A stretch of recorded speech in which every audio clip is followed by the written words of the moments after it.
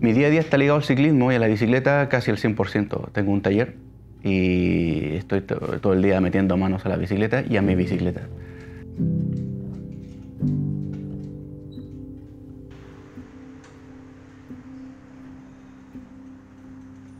Transpiriné yo creo que es la que me falta de la trilogía.